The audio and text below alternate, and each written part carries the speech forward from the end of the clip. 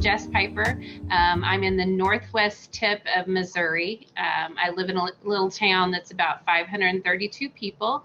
I'm a veteran teacher, and I recently resigned this year so that I can run for office as a state representative. I have 5 kids. I have one, I know, I have one. Very young. Are they all babies? Thank you. No, I have one granddaughter, in fact, and twin grandchildren on the way. We do things quick out in the country. There's always that joke that when I always say something like, I'm old enough to be your great great grandfather if I was from Alabama. Or Arkansas. What town are you in?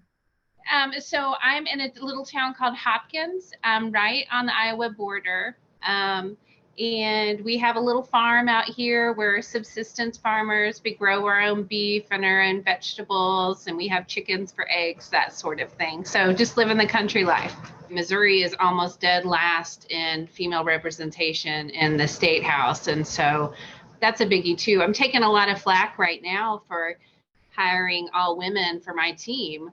But lots of folks, even some progressives, think that it's sexist. And I'm just like, well, 1, they're women that I know and that I trust. 2, I don't have to worry about any creepy behavior on my team. And 3, they were the best candidates for the job. They just happened to be women. I'm not moving on from this. Who said exactly what that was a progressive? Well, I had a couple of progressive men push back on me and say, one said, "Don't you want men to vote for you?" Well, of course I do, but I didn't think that having women on my campaign team would preclude men from voting for me. And another said, "This can look sort of sexist."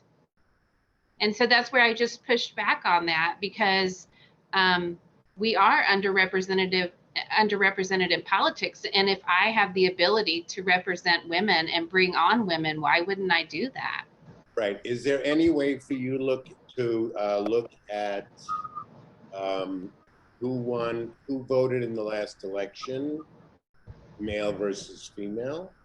I'm sure I could find that data, yeah. If I were you, I would, just for your own peace of mind, look that up, because that's who you're going to go after anyway. And anyone that doesn't vote for you because of that, honey, is a closet Republican.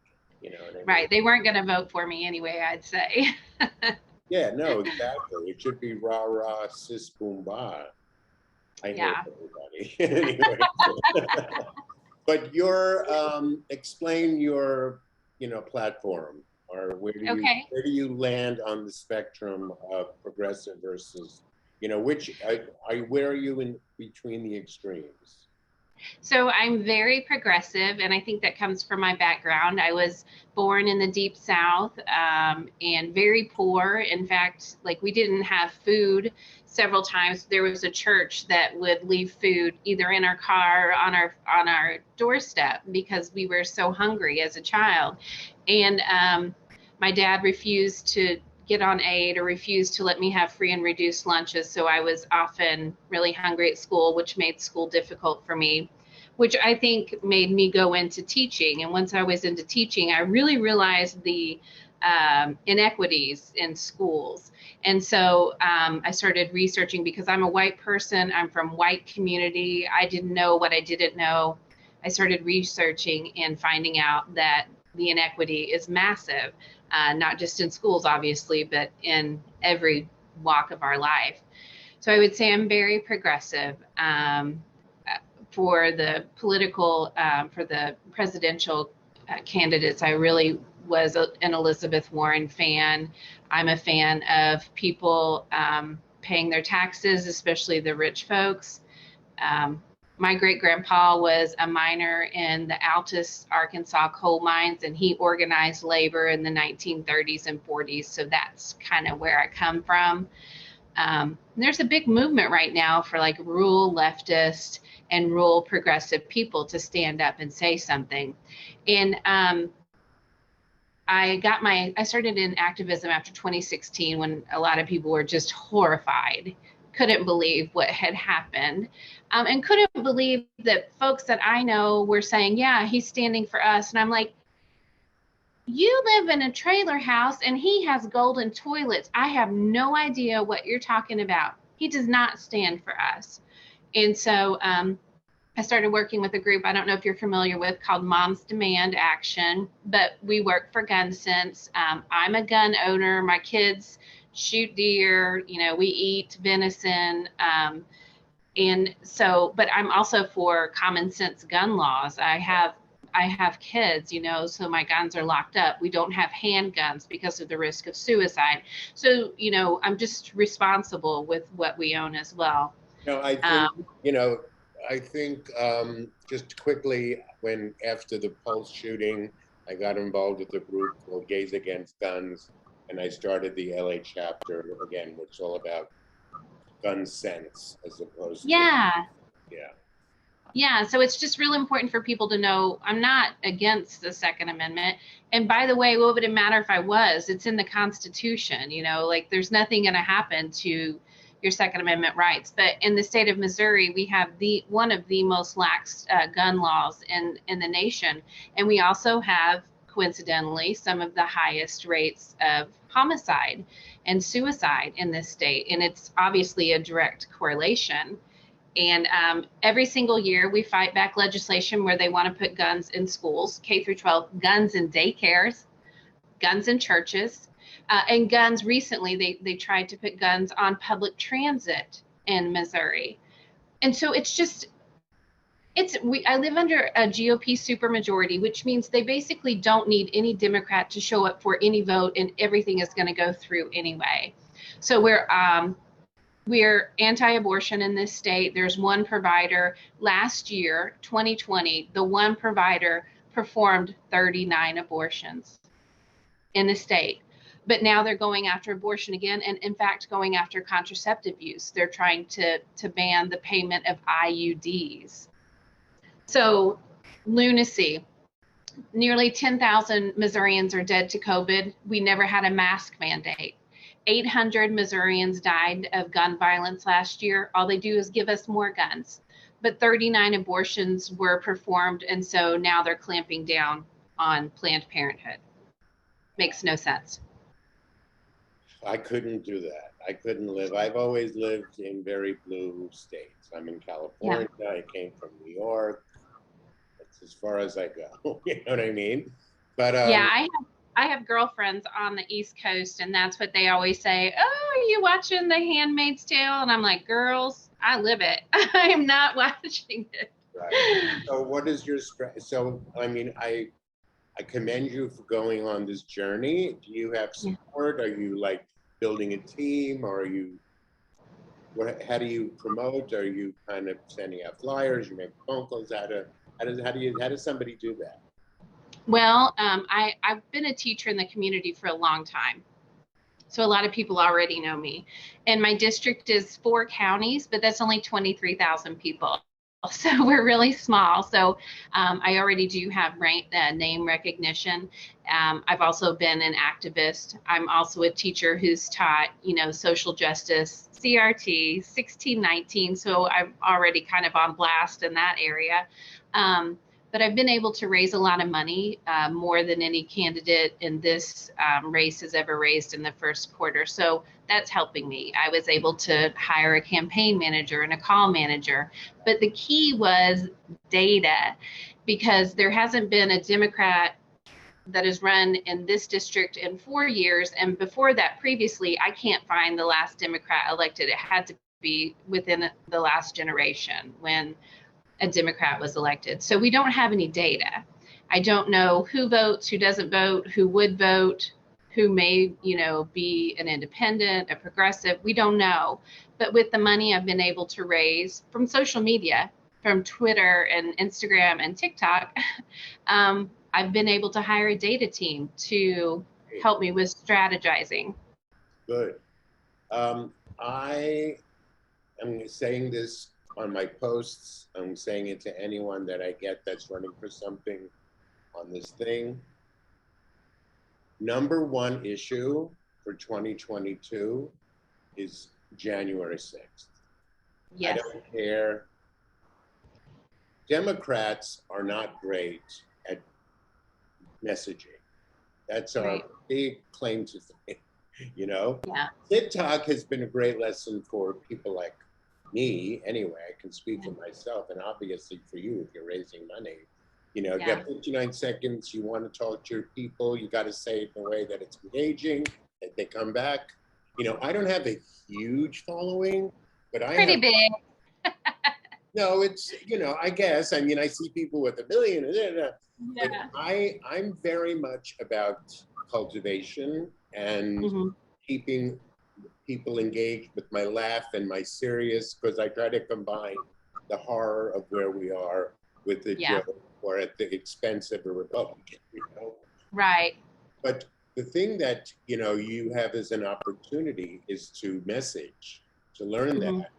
And I just think that that's why we're, you know, this next election cycle, the political TikTokers are going to make hay. I really think that we're going to, you know, help put the goal is to keep us in the Senate and keep the House blue, you know. Right. Yeah. And in small little areas like mine, it kind of just blows up because people are like, oh my gosh, have you seen that she says things? A thing that a lot of Democrats, especially in my state, women especially, they don't want to make content. They're scared to say things because people may come after them. And I'm like, it doesn't matter if they come after you. They're not going to vote for you anyway. You might as well say what you mean. And Right. it's a struggle for, I know I talked to a Democrat who ran here a couple cycles ago, and he said, I was told to say that I'm against abortion except in the cases of rape and incest. And I said, that's wrong. That's wrong. Do you know what Republicans really respond to? Privacy. Do you know what abortion is about? Privacy. No lawmaker should be in a doctor's office. And that's, you're right about the messaging, and it's going to be different in every area. What flies for you absolutely will not for me, even with moderate people. But if I talk about abortion as it is privacy, it's none of my business, you know, then that should resonate with them. And that's a good point, because that would also tie into those anti-vaxxers, privacy. Yes. You see, Yes. that's a good combination to make that message.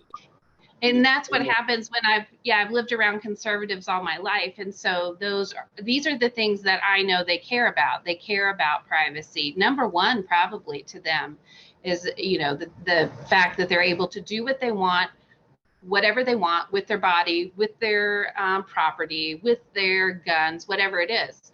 In my state, especially, they can say the most outlandish things and nobody pushes back on it. There's a GOP strategist. His name is Greg Keller, and he actually worked for the campaign of our current governor. And he's infamous for a tweet that he sent out that is still up to this day. And he said he won't rest until Missouri is literally the handmaid's tale. And so I'm like, you know, that means that you want Missouri women raped and in submission, right? But they don't care. They can say these things. I tweeted out one time about my low teacher pay. So I had 16 years of experience, and I have a master's degree and a bachelor's, obviously, and I make $41,000 a year. So I said something about my pay and said, actually, after you figure in for inflation, I make less than I did 16 years ago. And a Missouri lawmaker underneath there, unprovoked, said, get a different job. Nobody owes you anything. And so that's what we're dealing with. It's mean and awful for no reason other than they can completely get away with it. And they can take pictures of guns and post them and be threatening to folks. They can do anything they want. And it's just finally where you get to the point where you're like, I can't really afford to quit my job, but by God, I'm going to quit my job because I can't stand this anymore. Right. And the last Democrat that ran 4 years ago, he lost by 80%. But I'm like, I know. I don't think that I don't think I'm going to lose like that. And I honestly think I'm going to win because I don't sign up for anything to lose. People are like, just get on the ballot. And I'm like, no, I'm not just going to get on the ballot. Right. I need to know that I can do something. No, I mean, again, data is going to be really important. You need to find out who in your constituents, or who's voting in your voting block, what their feelings are about January 6th. You should take the temperature. You should take the temperature of how do you feel about Josh Hawley being one of the people that tried to put down, the demise of Isn't democracy. he the worst? My God. I don't even want to waste time talking about him. He needs to suffer like pain. That's all I'm saying. So January 6th out here would be tough. I know I was teaching in 7th hour. I saw what was happening. I was in between classes and it popped up and I was like, what is going on? And I looked at it and I told the kids, I said, the Proud Boys are attacking the Capitol. Like there's terrorists at the Capitol. And then I kind of went about my business and gave my lesson. It was the end of the day. And then we received an email that night telling us, unless you're a history teacher, you probably don't need to talk about this tomorrow. Do you still have that? Oh, yeah. That's a fundraiser, isn't it? That's a fundraising letter for you. Yeah. It was shocking, but not in this area though. It wasn't shocking because they don't want to talk about it because there's a lot of people walking around thinking that Trump won. Right. No, that I'm saying in terms of your fundraising, when you go beyond borders to fundraise, that's an important thing. Yeah. It was something. So what else? You have 5 kids. How, yikes. I mean, what are their age groups again? The ones that I teach? No, the one that you own, your children. Oh, my own children? Yeah. So my oldest is 25 and my youngest is 9. I really thought you were like in your late 30s. No, well, I'm in my 40s, but not too far off. But so my oldest son I had when I was 21. So that gives my age away right there. And then I had my next at 26, and then there was a big span of time, and I had my last at 36. So, yeah. Just a lot of. What does your husband do? So, funny story about that. My husband was an alternative educator. He had the kids who couldn't function in regular ed, and he worked in my same district, but across the street from me. I was a tenured teacher. He was not. When COVID happened, I started protesting and organizing, and I went to a protest, and that next day, my husband was fired. Because who? I'd say they really needed him. He did a great job. He had glowing, references and job reviews. So there was no reason to fire him. But it would be difficult to fire me with tenure. So, oh my Lord. Well, look, this will be any way you slice it, this is going to be an interesting time for you and your family, right? It is. Yeah. Interesting for sure. And I'm just ready to do it because I'm so sick of it. I'm just so sick of it. And that's why I think I come across, especially in my area, for a, middle-aged white Southern born, but Midwestern lady, I come across as, a smart ass, someone who should keep her mouth shut. I can't believe you say the things you do. And I'm just like, I'm sick of it. And you know what? There's a whole bunch of women that are too. And I realize because they message me, they talk to me, they say, gosh, I wish I could do it. And I'm like, you can. I'm really going to push for younger people too. I've taught high school, so I have several hundred kids in the area that have actually been in my class. But also we have a university here. And so I have, I'm hoping to get those kids as passionate and as fired up as I can. Yeah, well, the kids, to be honest, as much as I have faith in the Gen Z, they didn't ultimately blow out the numbers in 2020. So, And do you think that maybe it's because Biden wasn't their candidate? you know what? I don't want to blame it on anything other than the fact that if you cared enough about your world, you would have voted. That's true. You know, Yeah. it's the same thing. Like people did not vote for Hillary; they voted, Yeah. but they didn't vote for Hillary. You know what I mean? Well, yeah. So And that's what it's so frustrating. Biden wasn't my candidate either, but you think I'm not going to vote for him? I was more than happy to go and cast that vote for him, you know? sure. And I voted for Hillary too, but yeah, you're right. You know, I talked yesterday about what's going on at the State House versus what's going on at my house. My roads are crumbling. I can pick up huge pieces of asphalt, but they're down there fighting critical race theory. My roads are falling apart. You won't fund Medicaid. You defunded my schools. We can't go on field trips because you won't fund the bus fund. But you're doing these things that make zero sense. And so I think that's where people get apathetic and they're like, what does it matter if I vote? And by the way, in Missouri, we've done a lot of petitions and ballot initiatives and passed them, and they won't fund them. They won't do them. So we passed Medicaid expansion last year. They won't fund it. They just said no. My rep voted against Medicaid expansion because he said, well, there's counties in my district that didn't vote for it, so I'm not going to vote for it. And it's like, what do you mean? The state of Missouri passed this. Yeah. We told them that we didn't want concealed carry. They didn't care. They did it anyway. We told them we didn't want right to work. They went right after we voted for that. They went and wrote bills for right to work. We told them we didn't want to be gerrymandered. They put it back on the ballot with language that confused people, and now we can be gerrymandered again. So you can see where people in Missouri be like, what the hell? Like, what is it? What would be the point? Because they do what they want. You know what? You still have to make them care about you. Right, I know. So, and I am running in a small district, but here's the thing: we're in a supermajority, and we need only 5 seats to flip. If we flipped 5, we wouldn't have that GOP supermajority anymore. So, my position's really important.